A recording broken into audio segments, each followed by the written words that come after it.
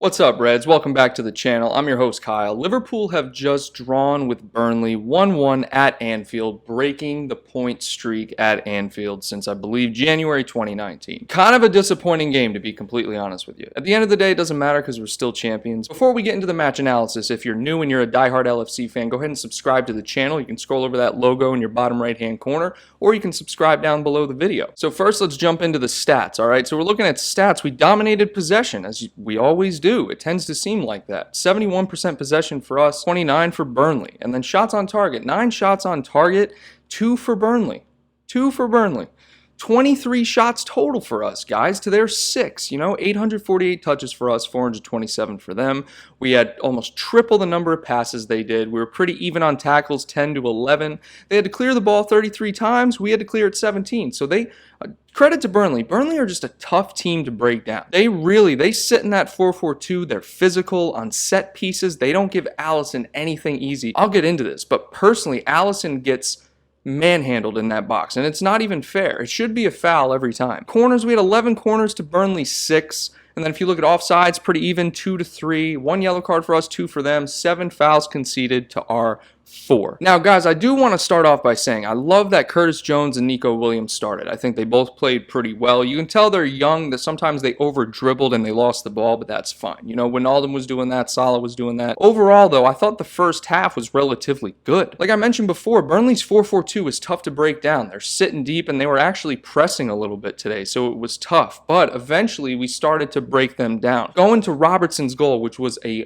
beaut, by the way. Fabinho wasn't playing the ball over the top at all in the first half hour of the game. He played his first ball over the top in the 31st minute, so that one was a little short, and then his second one that he played over to Robertson for the goal was beautiful, and that's what we've seen Fabinho do. That's his creativity, over the top to Robertson, and Robertson with the first time header across to the far post, beautiful, because Nick Pope was having an excellent day today. Shout out to Nick Pope. Additionally, if you look at players like Gomez was having a great game. He had a great long ball to Robbo on the outside. Robbo crossed it into the box, and it was cleared off the line. It couldn't quite reach Mane, but we were creating chances in the first half. We looked halfway decent. I just want my man Bobby to get a goal. He was kind of tiptoeing around the box. He just couldn't find his shot today. So let me bring up Burnley's corners, okay? When Burnley take a corner, they've done this ever since Klopp came in. They hover and crowd the keeper. And when Alisson goes to jump to punch the ball away, what they'll do is they'll literally tackle the guy. They'll put their hands on Alisson's shoulders, and it's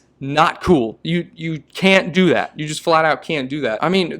They're known for being physical, right? We know that Burnley are physical, but that's just something that really made me mad. Let me know what you guys think down in the comments about the potential penalty call late in the game, or lack thereof. Personally, I didn't see it as a penalty, but let me know what you guys think down in the comments. And guys, let's talk about that last chance created, okay? Beautiful ball to Trent. Trent hits it first time across the box. Salah needs to finish that. I know it's his weaker foot, it's his right foot, but guys, Salah needs to finish that. No one was pressing him. He had all the time in the world. He's a world-class finisher. He didn't put any mustard on that ball. Like, he literally just tapped it to Nick Pope. He didn't try to go far post, near post. He didn't try to curl it in. He literally just tapped it with his right foot. Now, granted, I know your weak foot, sometimes it's hard to gauge power and direction and all that, but Salah has no excuse, especially in the first half when Firmino had that little tip to Salah and he put the shot on goal at the Anfield Road end, and Nick Pope had another great save. Salah should score there. Plain and simple. Salah should definitely score there. Furthermore, I really think you have to give man of the match to Nick Pope for Burnley. I think Robertson had an excellent game today. He really did, guys. He was pushing forward. His crosses were on point. That header,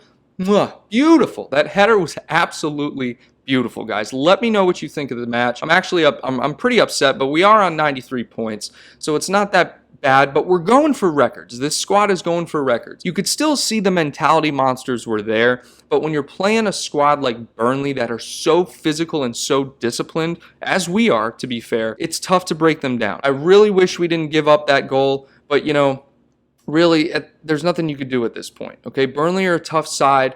You got to give them credit for how they played, but at the same time, we had plenty of chances, plenty of great shots from Salah that should have been goals. So that's today's post-match analysis, guys. If you enjoyed the video, give it a thumbs up, and of course, subscribe for more content. This Sunday is going to be a good Sunday summary. We're talking about Jordan Henderson, The injury, unfortunate. Could that have played a role in today's result? Who knows? We'll talk about it on Sunday, and then, of course, we'll get into more detail about the Thiago rumors and the reports and everything like that. So make sure to subscribe to the channel if you haven't already.